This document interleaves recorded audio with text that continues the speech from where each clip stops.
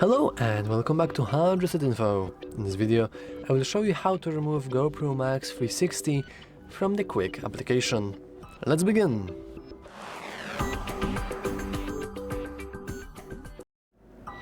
First, you want to head into the application itself.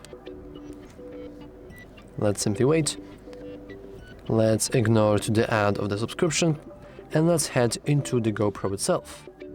Now, as you can see, we do have our camera that is currently saved, and all we want to do is simply press three dots right next to the camera and click Remove Camera.